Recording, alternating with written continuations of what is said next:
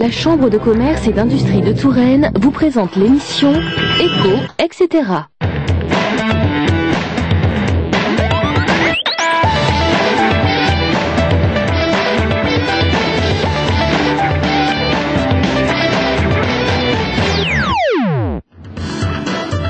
Bonjour à vous, on parle de sport dans cette émission Éco, comment les clubs professionnels se débrouillent en période de crise.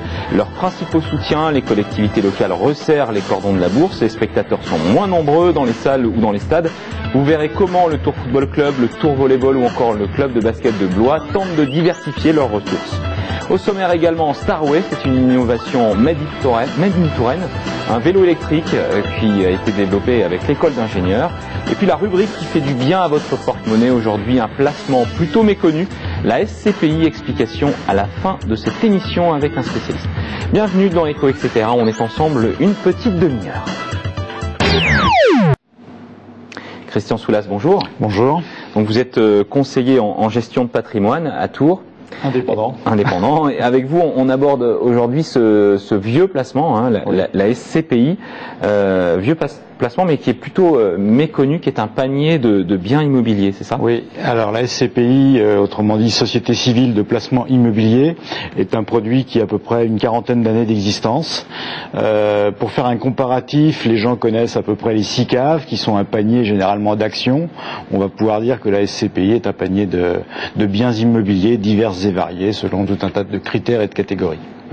Les SCPI finalement c'est de la spéculation sur de l'immobilier.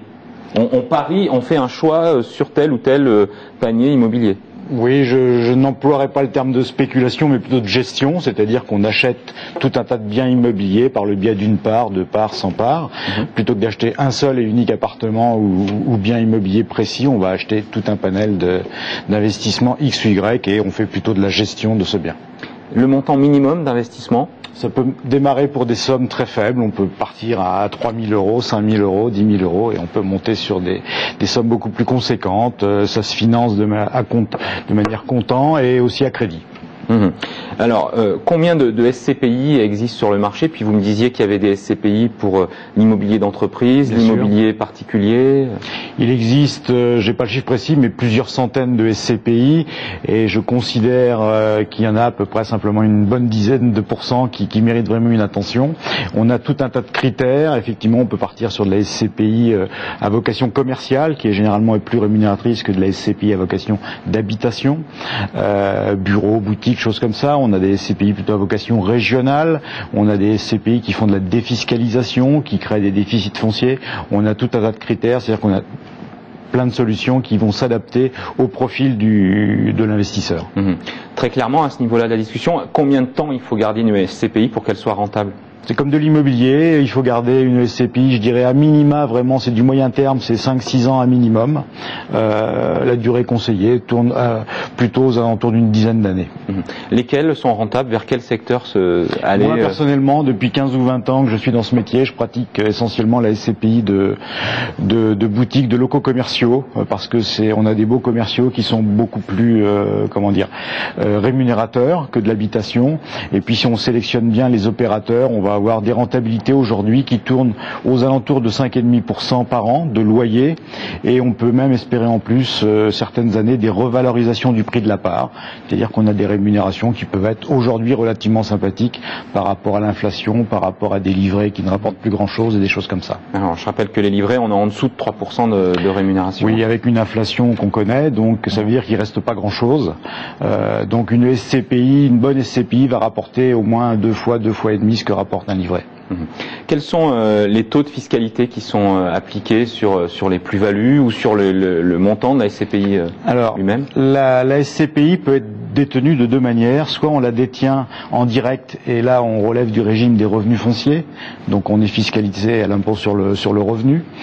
Soit on peut détenir ses parts de SCPI à l'intérieur ce qu'on appelle de contrat d'assurance vie et là on reste en vase clos et tant qu'on n'a pas fait de retrait à partir de son contrat d'assurance vie, on n'est pas fiscalisé.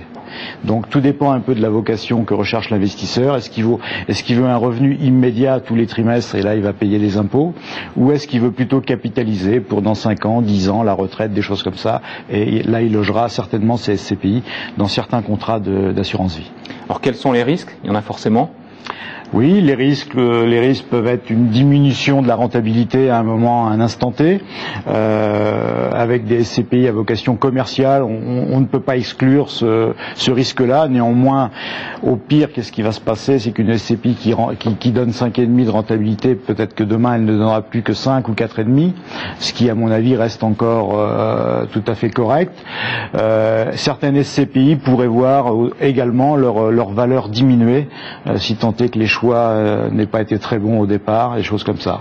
Alors il faut surtout, dans les critères de sélection, regarder l'historique de la SCPI sur des 10-15 ans de recul, et ça, ce sont de bons indicateurs. On regarde la régularité de la performance, on regarde le taux d'occupation au niveau des loyers, et a priori, on a quand même de bonnes chances, si on fait ces choix-là et ces sélections, d'avoir choisi les bonnes. Alors, détail pratique, comment acquérir ces sociétés civiles de placement immobilier? Comment les acquérir et auprès de qui? Alors auprès de qui? Il y a tout un tas de banques et de partenaires et de gestionnaires de patrimoine qui vont proposer des SCPI. Bien évidemment, la difficulté est de faire le bon choix. Donc faire jouer la concurrence, j'imagine? Oui. Est-ce qu'il y a beaucoup d'opérateurs financiers, bancaires, assurances qui proposent des SCPI? Oui. Mais je vais prêcher pour ma paroisse en disant qu'il vaut mieux aller voir certainement un indépendant qui aura une ouverture d'esprit beaucoup plus large et un choix multiple. Moi, je n'ai pas particulièrement de SCPI d'une maison ou d'une autre à vendre, et je vais plutôt regarder celle qui me paraît aujourd'hui la plus rémunératrice, ou qui le mieux corresponde au désir de mon investisseur. Merci Christian Soulas pour ce conseil financier express.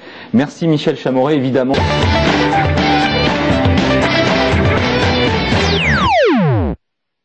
La Chambre de commerce et d'industrie de Touraine vous a présenté l'émission Éco, etc.